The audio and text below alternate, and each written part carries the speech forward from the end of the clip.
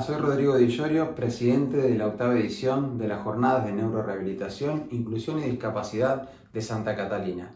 Este año con la particularidad que va a ser la primera vez que va a ser totalmente de manera virtual por el tema de la pandemia, de ahí el nombre que es Neurorehabilitación y Cuidado de Pacientes Críticos Crónicos en un contexto inesperado.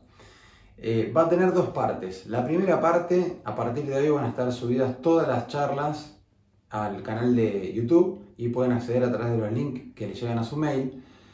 Ahí lo importante es que pueden ver las charlas que quieran, las veces que quieran y pueden dejar sus comentarios, sus preguntas y sus dudas. También lo pueden hacer vía mail a jornadas@csantacatalina.com.ar. Todas estas preguntas y dudas van a ser preseleccionadas en la semana y el día que va a ser en vivo, la presentación el día 12 de diciembre, los expositores, los que dieron las charlas, van a responder cada una de las dudas. Bueno, sin más, quedan así inaugurada la octava edición de la Jornada de Neurorehabilitación y quiero aprovechar para agradecer a quienes participaron, a quienes pusieron su empeño, su esfuerzo, tiempo fuera del ámbito laboral para que todo esto fuera posible. Bueno, los espero.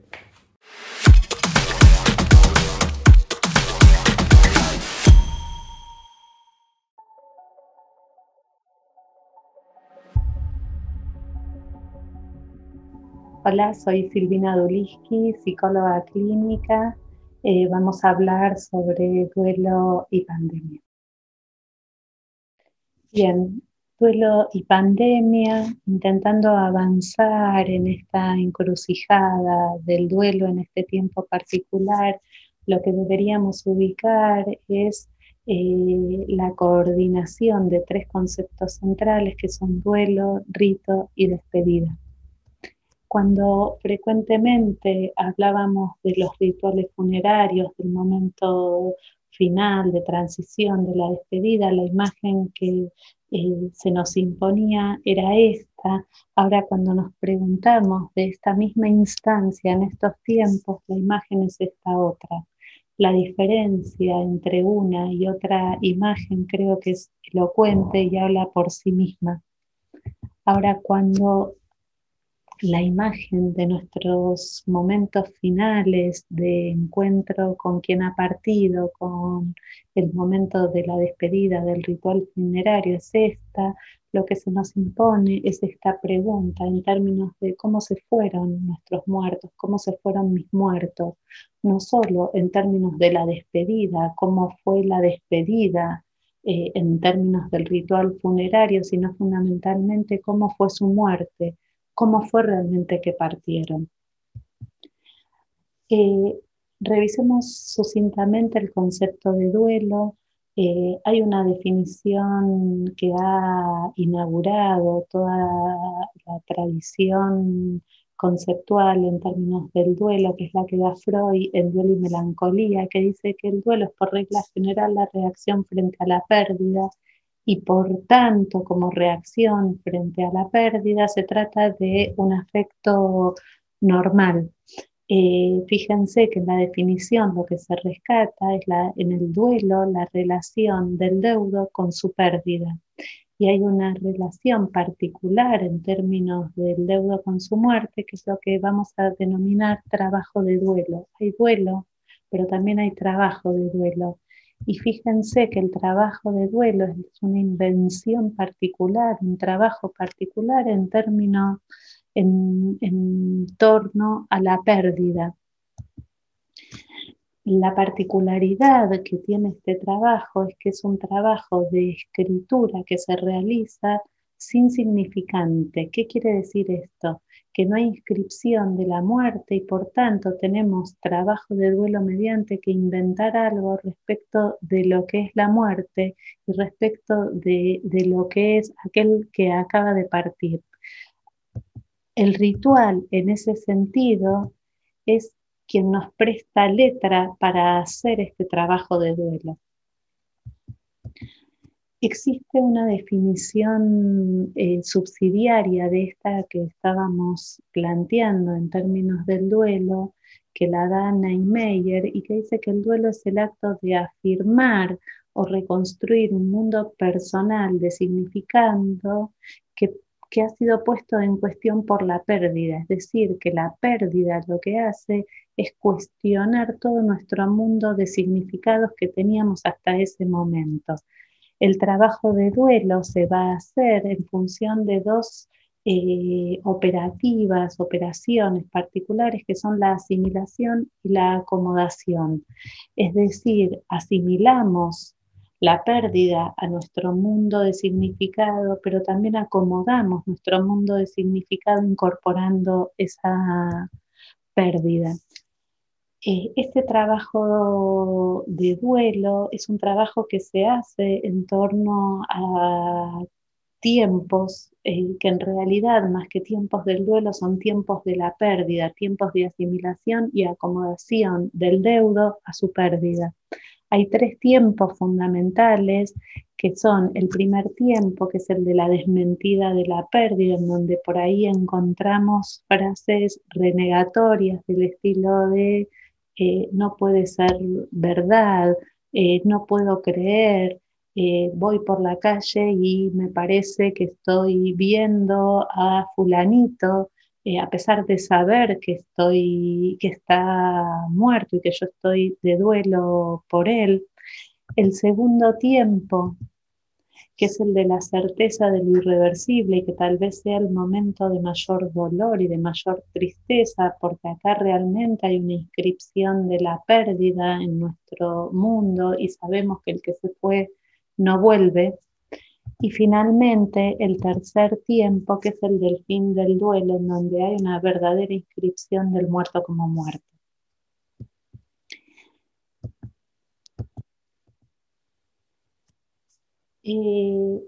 Tiempo de pandemia nos ha confrontado con la necesidad de pensar las características de las muertes que inauguran nuestros procesos de duelo y pensamos que pueden ser pensadas como muertes intempestivas, muertes que no han dado tiempo y sobre todo muertes sin presencia, más allá de los protocolos que se han podido instaurar. Estas muertes intempestivas, estas muertes sin presencias, nos han obligado a inaugurar procesos de duelo bajo condiciones particulares de la pérdida, pero también del ritual. Decíamos que el duelo se desarrolla a través de tiempos del duelo, el trabajo de duelo, de tiempos de la pérdida, y ubicábamos como un primer tiempo el de la desmentida de la pérdida, y nos parece que esto es fundamental porque hay una particularidad que ha sucedido en tiempos de pandemia con este primer tiempo. Fíjense que en este primer tiempo lo que sucede es que el examen de realidad muestra que el objeto amado ya no existe más y hay una exhortación de quitar toda ligazón afectiva que teníamos con nuestro objeto de amor, con aquel a quien hemos perdido, pero el sujeto siempre es renuente, aunque aunque el examen de realidad muestre que ese objeto ya no está, el sujeto es renuente a retirarse de ese vínculo.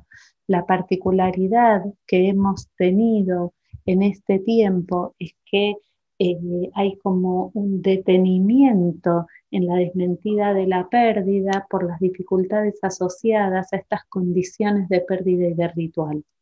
Hay una suerte de extensión porque el examen de realidad no termina de demostrar que nuestro objeto de amor ha partido.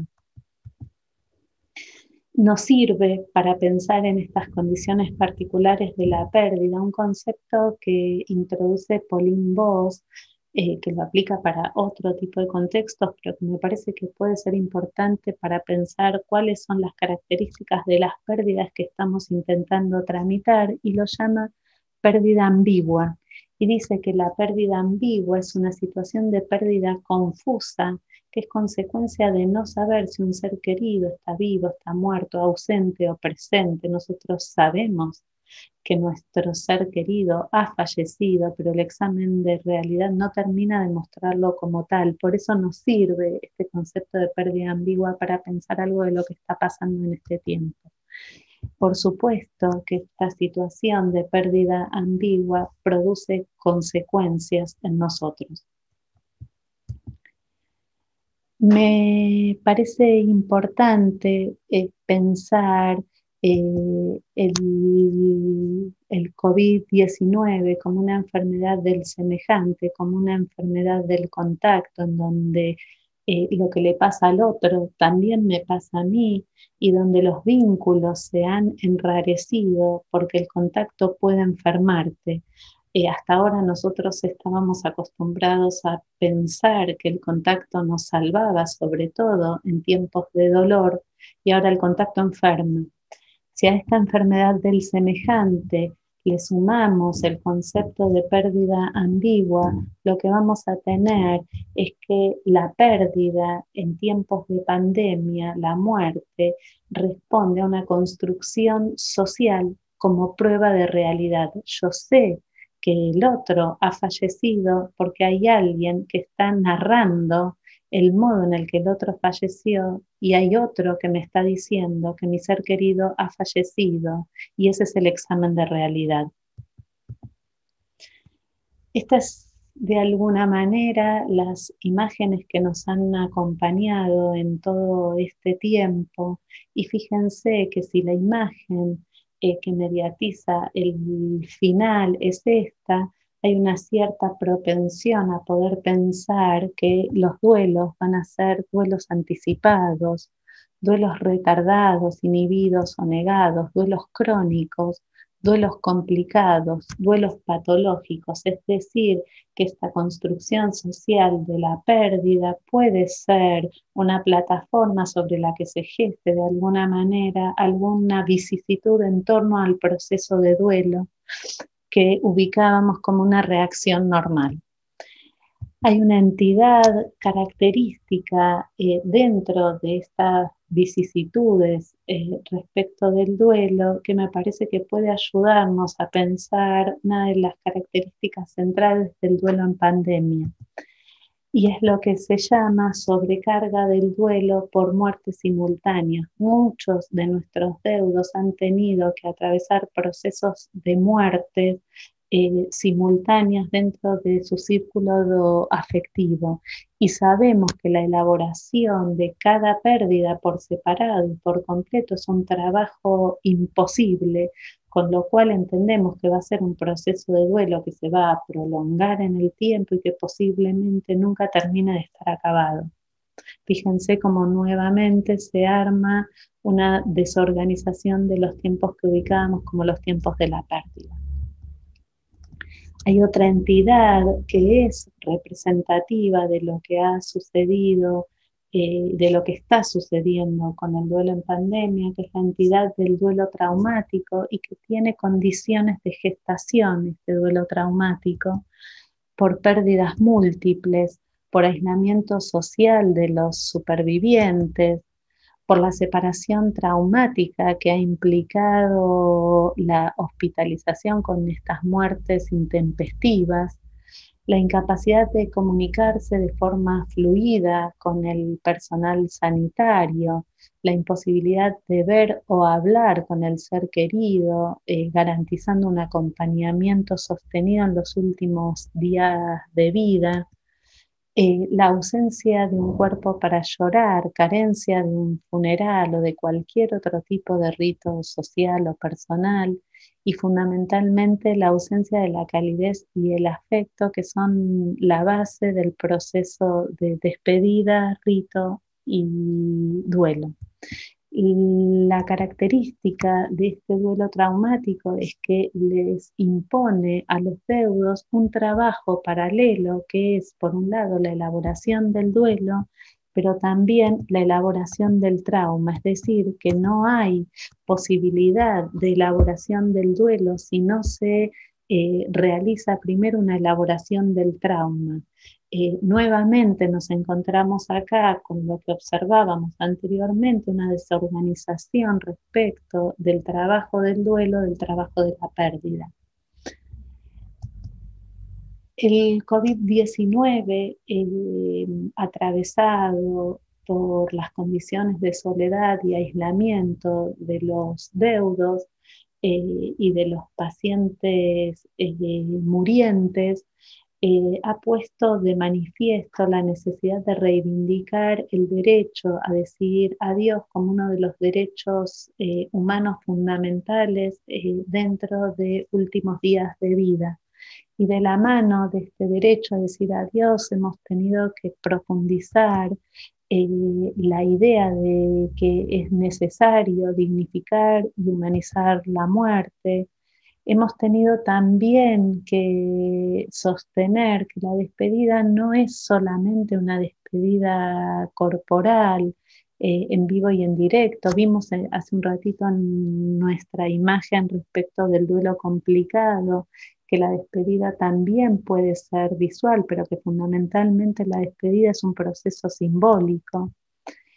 Y fundamentalmente creemos que lo que garantiza la despedida no es la presencia física, sino la presencia constante, garantizada inclusive por esta mediatización del relato de otro, que en muchos casos ha sido algún integrante del equipo de salud. Cuando hablábamos de ritos, decía, estábamos acostumbrados a pensar en estas imágenes, distintos ritos funerarios que siempre contienen en el centro de la imagen la importancia del lazo social.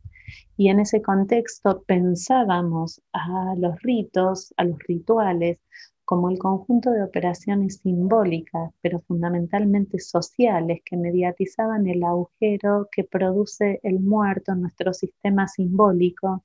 Y estos elementos rituales, estos ritos funerarios, nos ofrecían modos de nombrar al muerto como tal.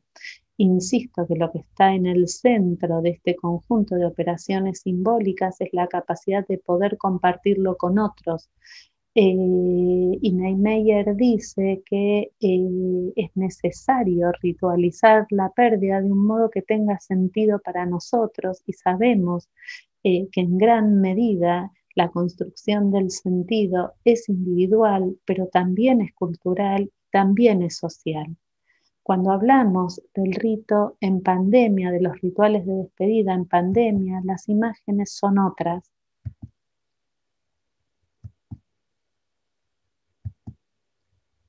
Y acá también tenemos que volver a preguntarnos qué es el ritual y qué pasa con estas definiciones de rituales que observábamos anteriormente.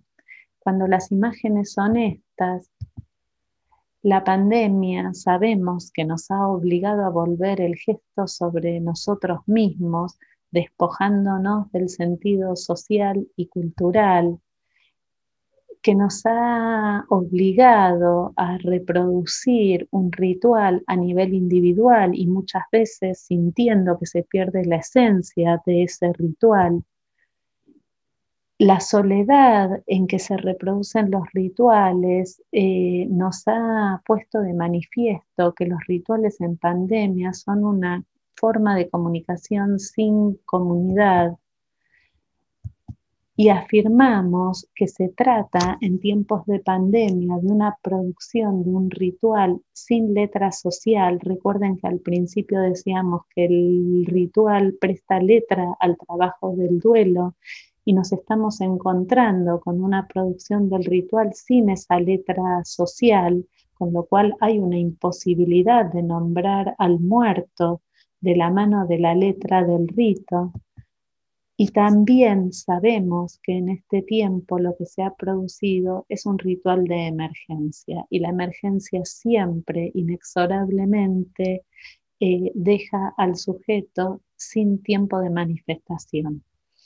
Me gustaría de algún modo cerrar esta conversación con ustedes con una suerte de ritual personal en nombre de todos los pacientes que hemos acompañado, que hemos tenido que despedir y a cuyos familiares seguimos acompañando. voy a producir junto con ustedes un ritual de despedida de la mano de la letra de un poema de Idea Vilarín.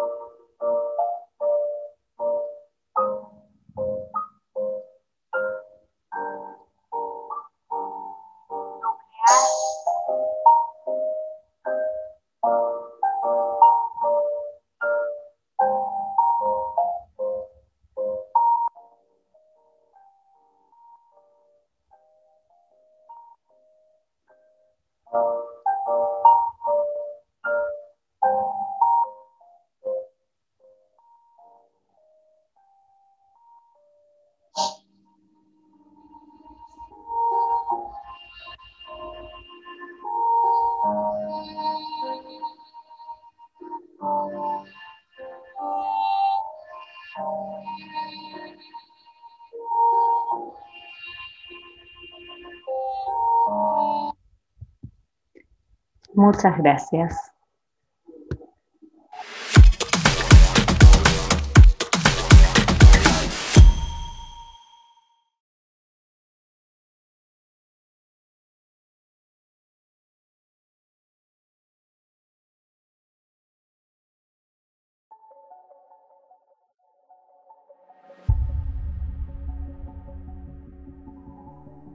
Buenas a todos, mi nombre es Mauro Bozo, les voy a hablar un poquito del impacto del SARS-CoV-2 en una clínica de rehabilitación. A lo largo que fue progresando la pandemia, también fue progresando y en gran cantidad la información científica, sobre todo a nivel epidemiológico y de tratamiento, pero siempre pensando en los pacientes agudos, ¿no? Ahí en las terapias intensivas, que se atienden en las terapias intensivas. Muy poco hay publicado a nivel de los pacientes que vemos en los centros de rehabilitación. Tenemos una guía de la Sociedad Británica de Tórax, una de la española, y 2 documentos intersociedades, ¿sí? Uno de la AMR y otro de AMR-SATI, en el cual nos dan herramientas para el tratamiento del paciente traqueotomizado con sospecha o infectado de COVID. Siguiendo las bases del CDC, de la Sociedad Argentina de Infectología, la institución generó unas normas y procedimientos para el manejo de estos pacientes, a cargo de Hernán Pavón, Carlos Maya y Jorge Cancino, transversales, ¿sí? Para todas las áreas que contemplan a todos los procedimientos que se generan en la clínica, pero con 2 grandes objetivos: proteger al equipo de salud y proteger a los pacientes internados.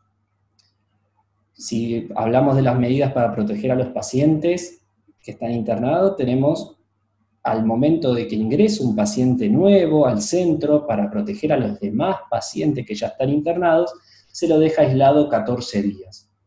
¿Sí? Durante esos 14 días el paciente genera y realiza su rehabilitación en la habitación. A las 48 del ingreso se le realiza un hisopado. Si el mismo da negativo, continúa el aislamiento hasta completar los 14 días, y si da positivo se deriva a un centro de cuidados de agudos, ¿no? Ahora, ¿cómo protegemos a los pacientes que ya estaban internados? Bueno, los pacientes que están en ventilación espontánea, como les estoy hablando yo, con vía aérea natural, se le colocará un tapaboca o un barbijo. Si el paciente está traqueotomizado, se le colocará un HMF, ¿sí? Y un set cerrado de aspiración. El HMF es un humidificador pasivo que enriquece los gases inspirados, con adosado un filtro de carga viral electrostática, que filtra el 99,9% de los virus y bacterias, y un set cerrado de aspiración para, si requiere aspiraciones, generar muchísimo menos aerosolización. y si a eso el paciente traquetomizado está en ventilación mecánica, se le adhieren unos filtros EPA, que pueden ser mecánicos o electroestáticos, en las salidas de los respiradores. Ahora, ¿qué pasa si en un momento algún paciente comienza con signos y síntomas compatibles con COVID? Bueno, primero se los aísla, si al paciente que está con síntomas se lo aísla, y llegado el caso que esté con un compañero, también se aísla al otro paciente. Se les realiza PCR al paciente, se le realiza una respuesta PCR o un hisopado al paciente que empezó con síntomas. Si ese resultado da negativo, se podrá levantar el aislamiento tanto del paciente que era sospecha y también del paciente de que era el compañero, según la evaluación, criterio clínico y evaluación infectológica. Ahora, el paciente que empezó con síntomas arroja un resultado positivo de PCR, ese paciente será derivado a un centro de agudos, ¿sí? O a uno de los centros, a una de las sedes que se equipó para recibir a estos pacientes, que ahora vamos a hablar un poquito después de eso, y ahí el compañero es considerado contacto estrecho, se lo deja aislado en la institución a la espera de que haga síntomas, y se hisopa al día 12. Esto según las normas, ¿sí?, del Ministerio de Salud Nacional. Como les había dicho antes, en el caso de tener un paciente que arrojó una PCR positiva, o sea, un hisopado positivo por COVID-19, se decidió utilizar una de las sedes, ¿sí?, para no solamente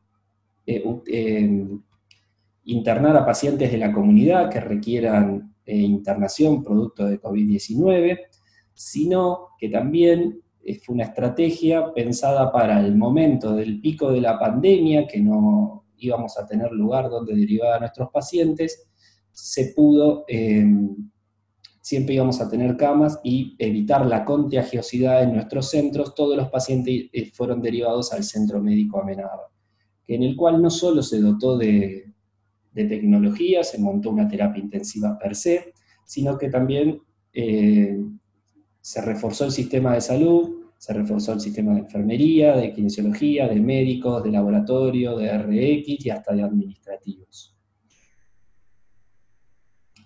Y si ponemos en foco ahora lo que dicen las normas de la institución en base a cuidar al equipo de salud, se generaron medidas a nivel de las áreas generales, que sí o sí en todos lados debemos utilizar un tapaboca, ¿sí?, en todas las zonas comunes, ¿sí?, se deberán respetar la distancia mínima entre personas de 1,5 metros, y en el caso de esto no ser posible, aparte del tapaboca hay que utilizar una máscara facial. Esto no solamente se da en los staff de enfermería o en la sala donde se evoluciona, en el staff médico, sino también en las zonas comunes, ¿sí?, en las zonas donde se ficha y hasta en los vestuarios, ¿sí?, todo marcado para mantener la distancia social. Dentro de lo que es las actividades asistenciales, o sea, cómo va el profesional a atender al paciente que esté en aislamiento respiratorio por sospecha o siendo positivo de COVID, todo el personal deberá asistir a los pacientes con máscara facial y barbijo quirúrgico o N95. Esto depende de lo que se vaya a hacer con el paciente. Si se va a hacer una práctica que genere aerosolización, sí o sí es con N95. Si está aislado de respiratorio, también se utilizará un hemorrepelente. Si está aislado de contacto y no de respiratorio, se utilizará un camisolín de contacto. Eso depende del EPP y la práctica que se vaya a implementar. Y también todo el personal debe asistir a los pacientes con calzado cerrado, ¿sí?, de cuero de goma. También fue muy importante la participación de comunicación, ¿sí?, para fortalecer las medidas del control de infecciones, ¿sí?, que se generaron charlas presenciales, capacitaciones, tutoriales, videos de dos temas fundamentales para el control de la infección dentro de la institución, que es el lavado de manos, ¿sí?, y la correcta colocación de los elementos de protección personal. También se generó un grupo de veedores, ¿sí?, para el uso prudencial y a conciencia de los EPP, ¿sí?, en el cual estaban distinguidos con un brazalete del color que distingue a la institución. Estos veedores tuvieron un rol fundamental para la capacitación in situ y generar un recordatorio al momento de cumplir las normas y no bajar la guardia en las zonas comunes o de relajo del personal. Teniendo en cuenta esto, desde el servicio de kinesiología se generó este trabajo que va a salir publicado en diciembre, ahora el mes próximo, en la Revista Americana de Medicina Respiratoria, en el cual la idea es demostrar si la implementación de un protocolo de acción de contingencia podría disminuir la diseminación del virus en un centro de rehabilitación. Yo también agregaría, si más allá de esta aplicación del protocolo de contingencia, el uso precoz de EPP también favoreció. Entonces, se aislaron 30 pacientes durante el mes de mayo, en el cual 16 fueron por casos sospechosos. Casos sospechosos es aquel que comenzaba con clínica compatible con COVID-19. 4 fueron por contacto estrecho, o sea, compartían habitación con alguno de estos 16, y 11 fueron aislados por ser ingresos a la institución a venir a rehabilitarse.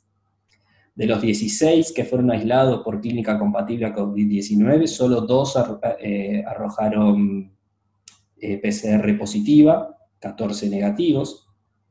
De los contactos estrechos, ninguno.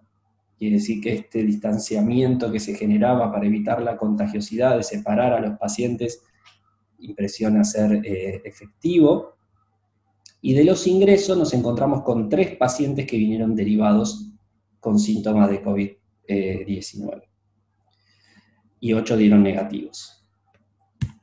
Entonces, como conclusión, es que la implementación de un protocolo con criterios para el aislamiento respiratorio y análisis de pacientes potencialmente infectados con SARS-CoV-2 en una clínica de neurorehabilitación y cuidados críticos crónicos podría disminuir la tasa de infecciones dentro de la institución.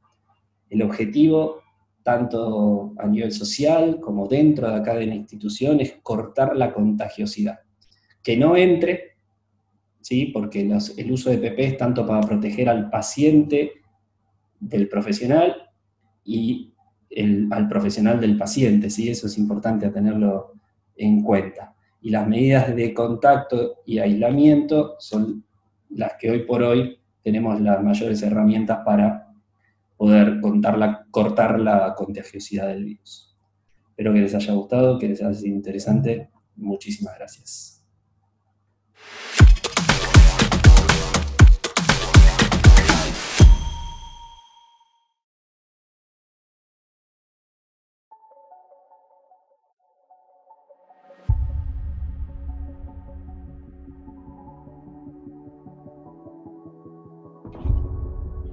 Hola a todos, mi nombre es Carmen Peláez, soy licenciada en terapia ocupacional, estoy certificada en neurodesarrollo y especializada en intervención temprana, formo parte del equipo de pediatría de Santa Catalina y hoy vengo a hablarles del uso de órtesis blandas en la población pediátrica con trastornos neuromotores.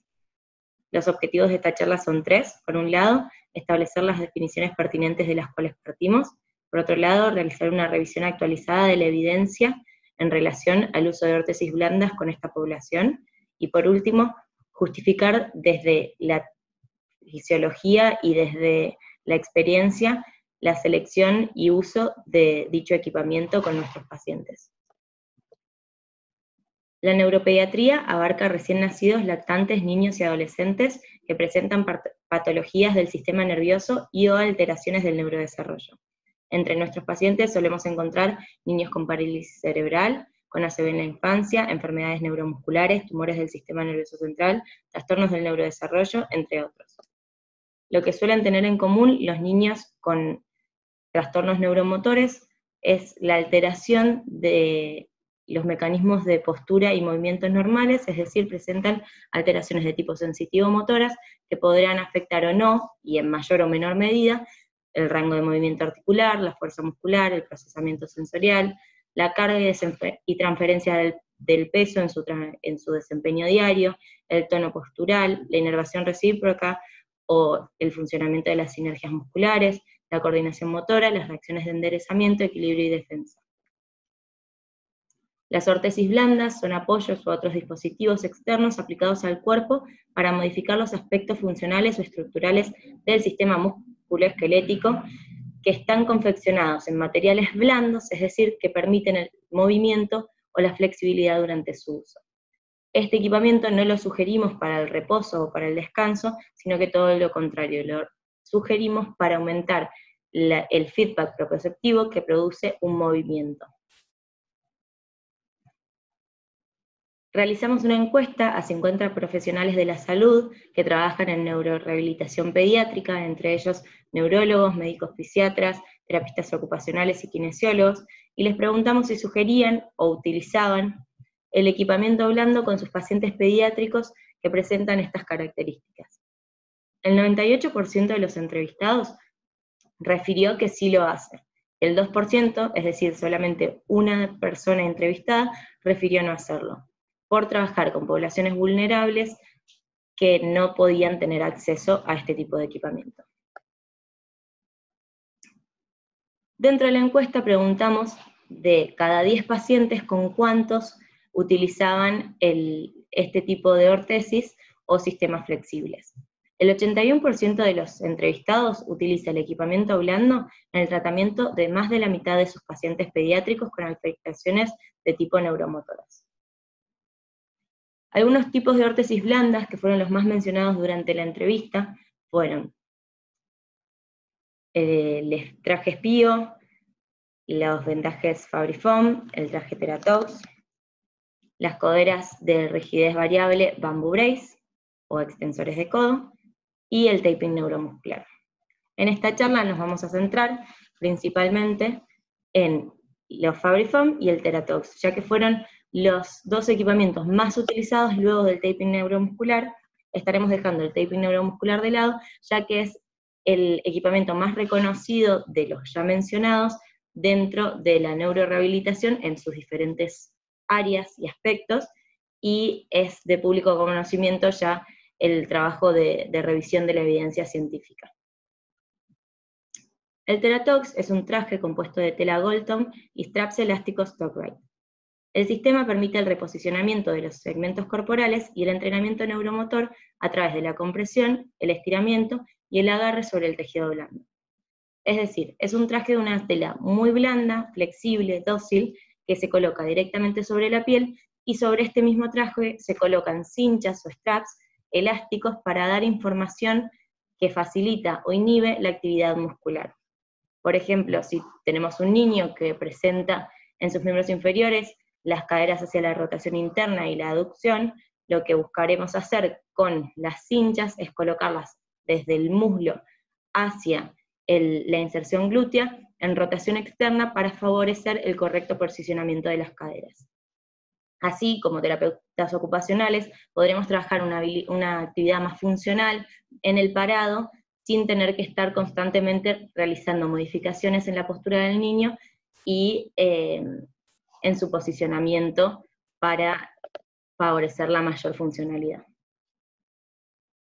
El Fabry-Foam es una envoltura elástica bidireccional que ofrece soporte antideslizante y compresión de fácil colocación para padres y cuidadores. Permite estiramientos bidireccionales de tensión variable. Los Fabry-Foam son vendas que de un extremo contienen un velcro, son de menor precisión que el Teratox, ya que nosotros al colocar, por ejemplo, un Fabry-Foam a nivel de tronco, no estaremos estimulando una musculatura determinada, sino más bien aumentando el tono generalizado y mejorando la postura por esto, como consecuencia de esto.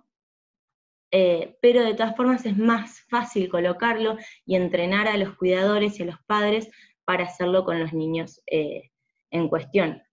Además, por ejemplo, si los niños están entrenándose en el control de esfínteres o van al baño solos, si utilizan el Teratox, la verdad que esto resulta un impedimento y hace que requieran de mayor asistencia para el momento de ir al baño que el Fabry-Foam.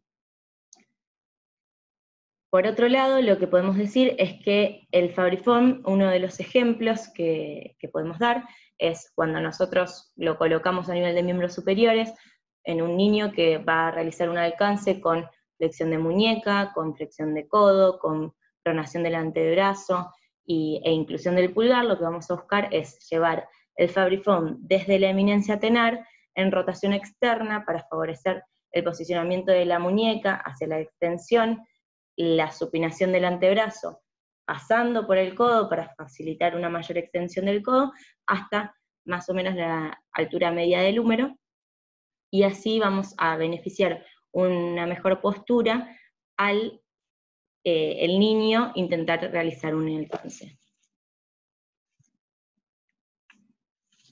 Cuando realizamos la revisión de la evidencia actualizada, nos encontramos con que no hay estudios publicados en relación al uso de Fabriform con pacientes que presentan trastornos del neurodesarrollo o neuromotores.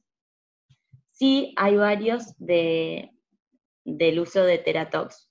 Creemos que no hay evidencia del uso de Fabriform porque es un equipamiento bastante nuevo que se presenta como una alternativa al uso de Teratox, porque las características de la tela son muy similares, pero por esto de ser más accesibles por un lado desde lo económico, y por otro lado para los cuidadores y los padres al momento de entrenarse en su colocación. Uno de los estudios de los que les quiero hablar es este primero, que tiene en cuenta 13 pacientes con diagnóstico de hemiplegia primera CB. Se realiza el entrenamiento de la marcha, midiendo la actividad de la musculatura aductora por medio de un electromiograma, y la velocidad del paso cuando el paciente tiene Teratox puesto, cuando tiene taping neuromuscular, cuando usa bastón y cuando no usa bastón y tampoco tiene nada. Los resultados que se pueden observar en el cuadro implican que cuando el paciente se le coloca el Teratox, se observa que hay una mayor activación de la musculatura abductora de cadera y una mayor velocidad del paso en el ciclo de marcha desde el inicio. Por otro lado, el segundo estudio que les quiero hablar tiene en cuenta 57 niños con parálisis cerebral dipléjica espástica y un grosmotor 1. A estos niños no se les aumentó la cantidad de terapia que recibían durante el estudio, pero sí se les empezó a colocar el Teratox por 12 semanas, entre 10 o 12 horas diarias. Se realizó una evaluación funcional de las habilidades motoras gruesas y de la marcha, previo al uso del Teratox durante este periodo de tiempo, y luego se realizó una nueva evaluación funcional con el Teratox puesto y sin el Teratox puesto. Los resultados son claros. Antes de realizar el estudio y la prueba con el uso del Teratox, los niños daban un resultado promedio de 22. Luego de las 12 semanas, los niños con el Teratox puesto puntúan 33 en promedio. Sin el Teratox puesto, luego de estas 12 semanas, puntúan 32. Esto quiere decir que los objetivos alcanzados o los logros se mantienen aún sin utilizar el Teratox durante la evaluación, casi en su totalidad. 2 meses después de este estudio, ya no utilizando durante esos 2 meses el equipamiento, se vuelve a evaluar a los niños y se observa que el puntaje promedio obtenido es de 31. Esto nos muestra que, una vez más, se mantienen los resultados obtenidos por el uso de este equipamiento, a pesar de no estarse utilizando por más tiempo. Hay varios estudios más, pero el que les quiero mencionar principalmente en esta diapositiva es el del medio, que tiene en cuenta 3 estudios publicados entre 2015 y 2016 del uso de ortesis blandas o trajes terapéuticos, puede ser espío, puede ser Teratox, y en niños con parálisis cerebral. Lo que se observa es que no hay suficiente evidencia científica para respaldar el uso de este equipamiento. Sin embargo, el estudio finaliza invitando a los profesionales a realizar nuevas investigaciones y a aportar a la evidencia científica en este caso, ya que no se observa tampoco que genere efectos negativos, y sí se reconoce que es de uso frecuente dentro de la neurorehabilitación pediátrica. Lo que hay en cantidad son estudios de casos clínicos específicos en relación al uso de Teratox. Y todos demuestran que, más allá del tipo de paciente, de sus características personales, cuando se utiliza el Teratox se observan mejorías notables en todo lo que tiene que ver con la adquisición de hitos motores, habilidades motoras gruesas, y en lo relacionado con la postura. Vamos a basarnos en uno de estos estudios que tiene en cuenta a una niña de 7 años y 6 meses con síndrome de Down. Se realiza una evaluación funcional estandarizada al inicio del estudio, antes de que comenzara a utilizar el Teratox, y luego se la va evaluando semana a semana para medir los avances. Se propone utilizar este equipamiento 6 semanas, 6 horas diarias.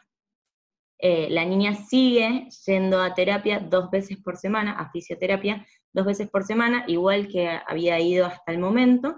No se aumentan las intervenciones terapéuticas. Se observa, comparando los resultados de la primera evaluación antes de iniciar el estudio y los de la última evaluación, que los puntajes obtenidos en las diferentes áreas aumentan en un promedio en un 40%, es decir, casi la mitad, casi duplica los puntajes obtenidos. Bien, ¿por qué elegimos las ortesis blandas al trabajar con nuestros pacientes dentro de la neuropediatría? Algunas de las respuestas más repetidas dentro de la encuesta tienen que ver con mantener o complementar los efectos de la terapia, favorecer el registro propioceptivo o táctil y la organización sensoriomotriz del paciente, estimular la actividad muscular sinérgica, normalizar el tono postural, favorecer la alineación biomecánica y prevenir distorsiones musculoesqueléticas, y el no limitar el movimiento y proponer un equipamiento que resulte más confortable.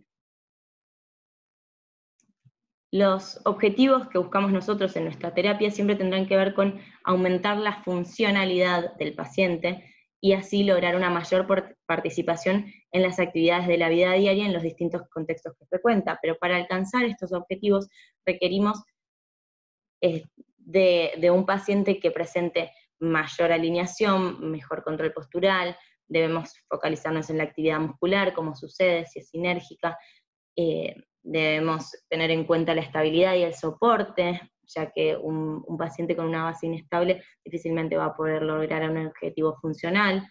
Tenemos que ver cómo realiza ese paciente la carga de peso y que ese paciente esté cómodo, principalmente. Un paciente incómodo o dolorido es difícil que llegue a lograr un objetivo funcional planteado, sobre todo tratándose de un niño. Bien, entonces las elegimos por un lado por su impacto biomecánico y por otro lado por su impacto sensorial. Es decir, este equipamiento nos permite facilitar, a través de información sensorial aferente, el rendimiento motor o la mayor actividad muscular sinérgica para la función. Son equipamientos que proponemos por su dinamismo, porque pueden ser utilizados durante el movimiento y deben ser utilizados durante el movimiento, y por su alto rendimiento dentro de las actividades funcionales. Nosotros cuando sugerimos una férula de termoplástico rígida, es difícil incorporarla dentro de una actividad funcional, y de hecho por eso suele proponerse tal vez más para el reposo. En cambio, con este equipamiento, nuevamente, lo que estamos buscando es facilitar una actividad funcional. Aquí vamos a presentar algunos de los ejemplos que nosotros tenemos en la clínica, cuando utilizamos el equipamiento. Por ejemplo, acá es una niña con el uso de Teratox, que sin el uso de Teratox podemos observar que no puede mantener una postura estable, que que cuando se la toma de los brazos tiende a llevar las caderas a la rotación externa y a la abducción, y no puede lograr mantener una base de soporte que le permita utilizar sus manos para jugar. Cuando en cambio le damos mayor estabilidad desde los miembros inferiores, producimos una hiperlordosis a nivel lumbar y la fijación de las escápulas con los húmeros hacia la rotación externa. Entonces tampoco le permitimos la liberación de sus miembros superiores para jugar o para participar de cualquier actividad. En cambio, mediante el uso de este equipamiento blando, nosotros podemos ver cómo mejora la postura de forma general, mejora la actividad de la musculatura abdominal, y además le permitimos una mayor independencia. Y como terapeutas no tenemos que estar utilizando nuestras manos constantemente para corregir las posiciones atípicas que puede tomar o viciosas, sino que podemos utilizarlas para facilitar a través de la modificación del ambiente, o donde colocamos los juguetes, o donde sugerimos poner un rollo u otro equipamiento que estemos utilizando, la movilidad y el entrenamiento de las transferencias o transiciones posturales que estemos buscando. Acá hay otra niña que podemos observar más o menos con un cuadro motor diferente y un diagnóstico diferente y una edad diferente, cómo el Teratox favorece una mejor postura. Lo vemos en la posición de su cabeza, lo vemos en la posición de sus hombros, en la estabilidad, por más de que esto no sea un video, se la nota más estable y no requiere de tanta hiperextensión a nivel de las rodillas para fijar su postura. Aquí por otro lado, el Fabrifoam, con dos casos totalmente diferentes. Una niña que se nota la postura más sifótica, que se utilizan 3 vendajes, uno a nivel de tronco y 2 a nivel de miembros superiores, para posicionar mejor los hombros y las escápulas. Y en el otro caso, una niña que utilizamos únicamente un Fabrifoam a nivel de tronco para mejorar la postura y la alineación de lo que es la pelvis, el tronco y la cabeza. Que cuando ya modificamos el posicionamiento del tronco y la pelvis, se observa que mejora también el posicionamiento de las escápulas en los miembros superiores. Bien, cuando buscamos en la bibliografía justificar el uso de sistemas flexibles o de equipamiento blando o de la compresión, nos encontramos con el concepto Bogaert, con la teoría de neurodesarrollo, y vemos que ante la compresión, los receptores intraarticulares bien alineados desencadenan diferentes respuestas de acuerdo a esta teoría. Por un lado, proveen información sensorial a centros superiores, es decir, brindan información de propiocepción consciente e inconsciente. Por otro lado, generan una respuesta a nivel medular que permite controlar y estabilizar la articulación. Luego podemos observar que desencadenan la activación de sinergias musculares. Al activar una musculatura concreta, las musculaturas que trabajan, los músculos, que trabajan sinérgicamente con este músculo activado, van a ser más fácilmente activados. Por otro lado, el tono postural se modula con mayor facilidad mediante el uso de este tipo de estímulos y respuestas. Bueno, muchas gracias a todos. Tienen mi mail por cualquier duda o consulta. También si quieren pueden comunicarse conmigo, les puedo mandar videos o otro tipo de herramientas donde se observa la eficacia en el uso de este tipo de equipamiento. Y lo que quiero invitar a todos aquellos que utilicen este equipamiento, es a participar de las investigaciones y estudios que se puedan realizar para generar mayor evidencia científica en torno a esto. Muchas gracias.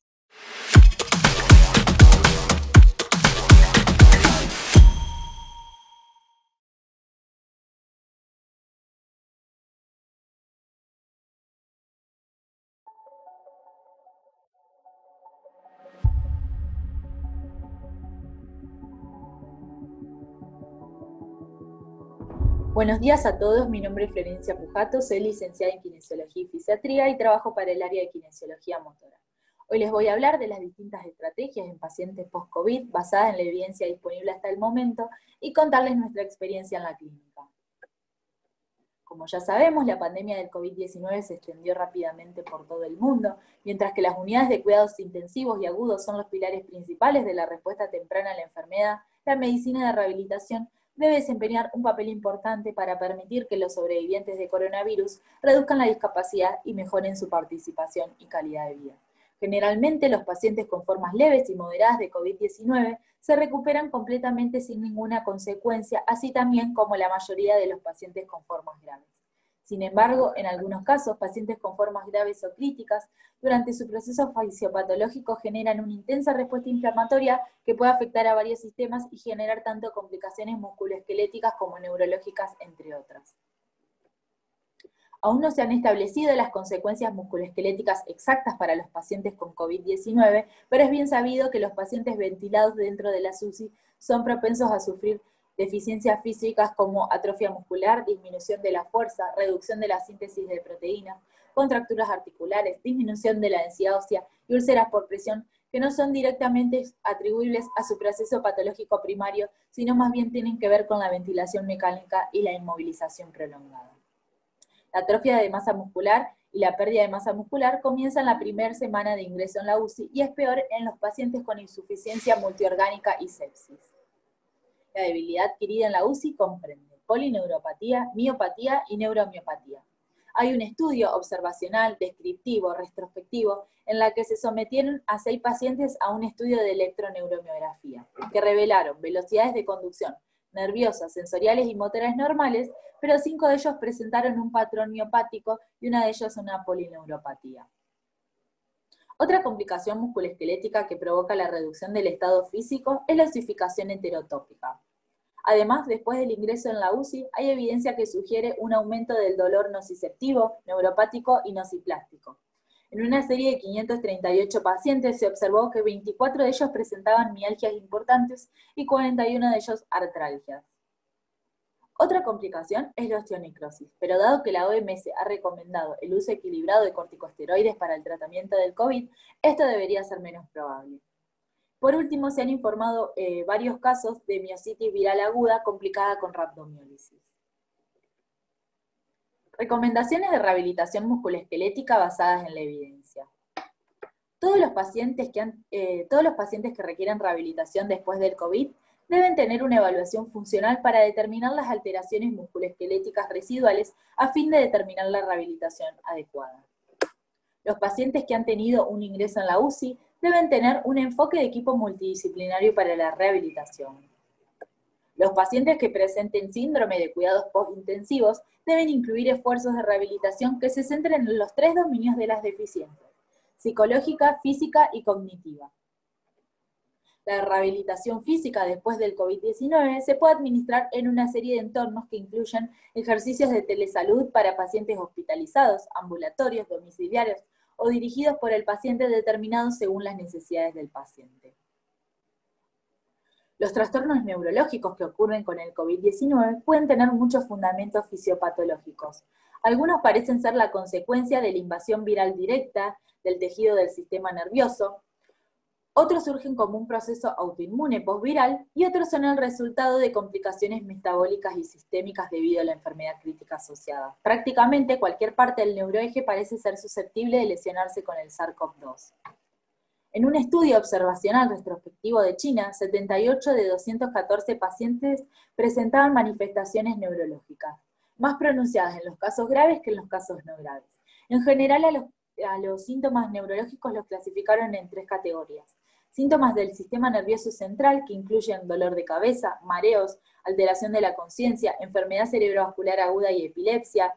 Síntomas del sistema nervioso periférico, que incluyen hipogeusia, hiposmia y neuralgias. Y síntomas musculoesqueléticos como miositis, mialgias y rhabdomiólisis. También se informó cefalea en el 13,6% de 1099 pacientes en un estudio diferente de China. Además, hay informes de casos que han descrito COVID-19 complicado con manifestaciones neurológicas que incluyen encefalitis, meningitis, encefalopatías necrotizantes agudas, mielitis postinfecciosa y afección de los pares craneales. El vínculo entre el COVID-19 y la enfermedad cerebrovascular sigue siendo controvertido. Son varios los procesos fisiopatológicos que pueden ser responsables de un mayor riesgo de ACV. La activación de un proceso proinflamatorio a través de la cascada de citoquinas puede generar un cuadro protrombótico y esto será una de las causas de ACV en estos pacientes. También se han reportado varios casos de síndrome de Guillain-Barré. En la serie de casos más grandes hasta el momento, demostraron que de 5 pacientes italianos se observó una variante axonal en 3 de ellos y una variante desmielinizante en 2. Además, también se han descrito 2 casos de variante de Miller-Fisher, un subtipo de Guillain-Barré con afección de los pares craneales. El deterioro cognitivo también puede ocurrir en los pacientes post-COVID que han estado en la UCI. Los principales factores de riesgo incluyen sepsis, edad avanzada, déficit cognitivo previo, distrés y delirio. Y este deterioro puede durar hasta 1 año. Por último, en un estudio de Malik y colaboradores, 12 pacientes de 83 hospitalizados por distrés por COVID fueron diagnosticados con lesión de los nervios periféricos. Todos menos uno tenían antecedente de estar en decúbito prono en los cuidados agudos. En total hubo 21 sitios focales de lesión. La mayoría eran en los miembros superiores. Los sitios de lesión más frecuentes eran el nervio cubital, el nervio radial, el nervio ciático, el plexo braquial y el nervio mediano. Para los 19 sitios de lesión de estos nervios confirmados por electromiografía, el 94,7% tenían clasificación de axonotmesis. Las lesiones de los nervios periféricos son una complicación relacionada con el posicionamiento bien conocida, aunque poco común en la medicina perioperatoria, que se reporta que ocurre en el 0,14% de los casos quirúrgicos. Sin embargo, esto rara vez se ha informado en la posición prona en el contexto del distrés. En el caso del COVID se ha estado utilizando esta posición a un ritmo más alto de lo habitual para el tratamiento del distrés por COVID. La alarmantemente alta prevalencia de esta lesión no solo contribuye a una carga de la discapacidad, sino que plantea la pregunta de por qué los pacientes distresados por COVID son tan vulnerables de esta lesión. Los autores sugieren que la razón de esta alta prevalencia es probablemente multifactorial, ya que los pacientes presentaban factores de riesgo como edad, diabetes y obesidad, que eran factores de riesgo también para estas lesiones. Para mitigar el riesgo de estas lesiones asociadas con el decúbito prono, se debe prestar atención a la protección del codo, a la parte superior del brazo y el hombro, dada la distribución de estas lesiones. La reducción de las cargas mecánicas de los nervios, específicamente evitando posiciones de compresión focal prolongada y estiramientos de los nervios, debe ser un enfoque inmediato. El personal de salud debe ser consciente de una mayor susceptibilidad de esta lesión y debe perfeccionar los protocolos estándar para reducir el riesgo. Recomendaciones para la rehabilitación neurológica basadas en la evidencia. Todos los pacientes con COVID-19 deben ser evaluados para detectar cualquier síntoma neurológico, ya que los síntomas pueden ser inmediatos o tardíos.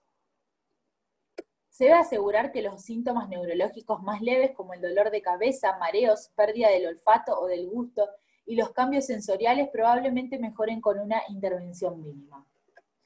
Se debe proporcionar educación sobre la probabilidad de que los síntomas neurológicos de leves a moderados se recuperen por completo. Los síntomas severos pueden resultar en un deterioro significativo o que cambie la vida, por tanto se recomienda la rehabilitación multidisciplinaria para pacientes hospitalizados con síntomas neurológicos moderados a severos para maximizar la recuperación. Y por último, se deben considerar las evaluaciones físicas, cognitivas y funcionales para apoyar el regreso al trabajo de acuerdo con el entorno ocupacional. Aunque nuestra comprensión del COVID-19 aún es incompleta, la creciente evidencia, como vimos recién, indica posibles efectos deleterios sobre la función del sistema musculoesquelético y nervioso. Este puede provocar deficiencias físicas, cognitivas y funcionales, complejas y duraderas, y es probable que un número considerable de supervivientes requiera rehabilitación debido a estas lesiones. La rehabilitación por parte del equipo multidisciplinario debe comenzar lo antes posible. Las intervenciones podrían ser similares a la de los pacientes con lesiones cerebrales graves o enfermedades críticas que requieren una estadía prolongada en la UCI.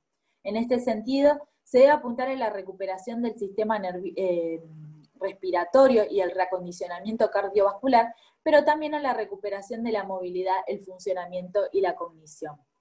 Los programas de rehabilitación deben implementarse de acuerdo con el marco de la Clasificación Internacional del Funcionamiento, la Discapacidad y la Salud, que integra un plan de tratamiento individualizado que aborda el funcionamiento personal, la enfermedad y la discapacidad. Esto promueve y optimiza la independencia funcional, maximizando así el retorno a la participación en la sociedad. Se recomienda entonces: movilidad temprana, ejercicio físico leve y cambio de posiciones son intervenciones seguras y eficaces. Pueden iniciarse durante la ventilación mecánica para contrarrestar los efectos de la debilidad adquirida en la UCI. La verticalización temprana mejora los resultados del destete de la traqueostomía. Se recomienda programas de estimulación multisensorial para enriquecer el entorno, promoviendo procesos de plasticidad del cerebro, permitiendo así modificaciones organizativas y funcionales, como estimulación visual, auditiva, táctil, olfativa, gustativa y propioceptiva. Se recomienda la rehabilitación cognitiva para los pacientes con alteraciones neuropsicológicas con el rendimiento cognitivo, ya que los pacientes con COVID grave y crítico pueden presentar alteraciones principalmente en las funciones ejecutivas, incluida la sinesia grave, así como la atención, la memoria y la comunicación interpersonal. Las intervenciones de rehabilitación física para los pacientes con COVID-19 grave o críticamente enfermos solo pueden comenzar cuando se haya alcanzado una estabilidad clínica mínima. Los tratamientos deben suspenderse en caso de fiebre, exacerbación de los síntomas respiratorios como aumento de la disnea, aumento de una frecuencia respiratoria mayor a 30 respiraciones por minuto, una oximetría de pulso menor a 90, pacientes que presenten taquicardia o bradicardia, hipotensión o hipertensión, y una fatiga que no se alivia con el reposo. Las primeras 6 a 8 semanas post-COVID se recomienda que se realicen solo ejercicios de baja intensidad. La duración de estos ejercicios deben ir de 20 a 30 minutos e ir progresando hasta 60 minutos en la medida en la que va evolucionando el paciente. Posterior a las 6 semanas y según la evolución individual, se recomienda la inclusión progresiva de intervenciones de mayor duración e intensidad. Además, se recomienda la evaluación de la fuerza de los músculos periféricos a través de la escala de Mercy, tan pronto sea posible, y la evaluación de la capacidad del ejercicio y la respuesta a la oxigenación a través de la escala de marcha de 6 minutos. También se recomienda que en los casos de los pacientes postrados, evaluar el equilibrio. Estos ejercicios comprenden entrenamiento aeróbico de fuerza, flexibilidad y equilibrio. Todas estas intervenciones reducen la incidencia y el riesgo de caídas, la mortalidad y previenen el deterioro funcional y la discapacidad. Bueno, habiendo analizado ya la evidencia disponible, ahora les voy a contar un poco de cómo trabajamos en la clínica y qué es lo que hacemos, y contarles un poco nuestra experiencia con estos pacientes. Cuando el paciente ingresa en la clínica, se le realiza una evaluación funcional completa en la que se utilizan distintas escalas que evalúan actividades, equilibrio estático y dinámico y marcha. Entre ellas se encuentran la escala de variables de resultados, la escala de equilibrio de Ver, el Time Up and Go Test, la evaluación funcional de la marcha. Y el índice dinámico de la marcha. Y como estos pacientes presentan polineuropatía del paciente crítico, le evaluamos la fuerza a través de la escala MRC.